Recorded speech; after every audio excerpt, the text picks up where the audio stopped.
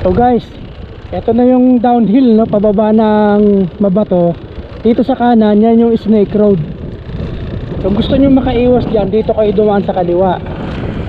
Dito ang labas nito, doon na malapit sa may marker ng Barangay Mabato, yung I Love Barangay Mabato. So ito, ang tawag dito ay yung tinatawag na Anaconda Road. Yan o. So dyan sa baba yung Snake Road. Ayun o, pag gano'n o. So dito tayo dumaan sa taas. Taas pero pababa rin to doon.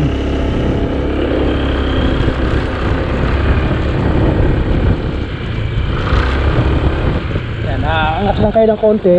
Tapos yan, puro pababa na. Ang maganda lang dito, hindi masyadong matindi ang tarik. Kung meron man, hindi ganun na tuloy-tuloy.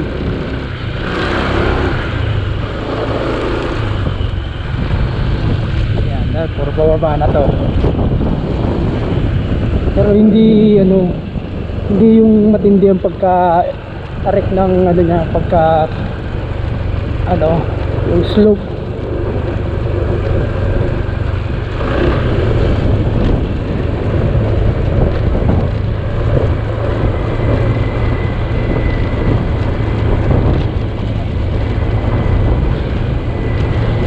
Ingatan nyo lang dito, baka may tumawid na aso o kaya bata.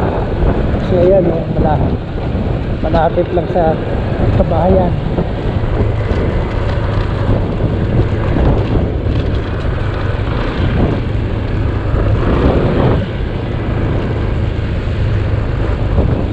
Pagdating dito ba dadaan.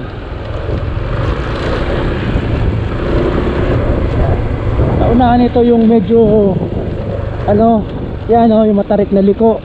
Ang gagawin nyo dito, malayo pa, bubusina na kayo kasi baka may kasalubong kayo, tapos kakainin nyo tong dito banda sa kaliwa.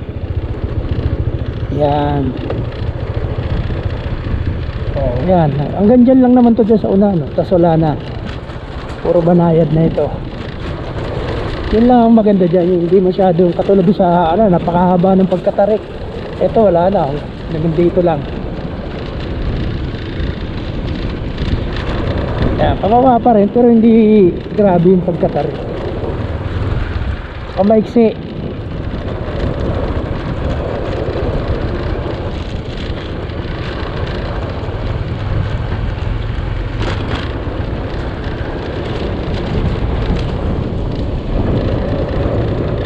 Patag na Sa paglabas yan, yan yung pinaka sentro ng barangay, pinaka barangay road. Kakaliwa kayo dito. Ayan Mabato National High School. Magkadikit lang pala yung National High School tsaka yung elementary school. Kasi dito banda sa baba yung elementary school. Ayan. Kaunti lang naman ang populasyon ng estudyante nila. Tapos dito yung daycare, tsaka multipurpose hall. Tapos kakanan kayo dito. Yan. Ito, dire-diretso na to hanggang doon sa paglabas.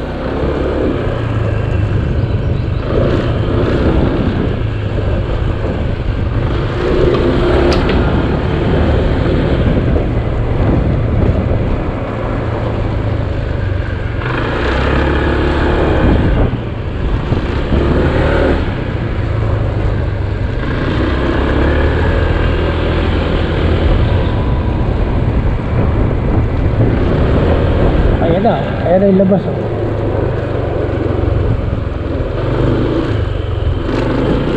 Mag-iingat na lang kayo sa paglabas kasi hindi kami mabilis na sasakyan.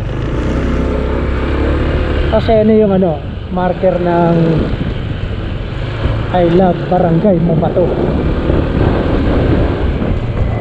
So yun yung shortcut guys. Alright, ito bababa na to ng Bunggo.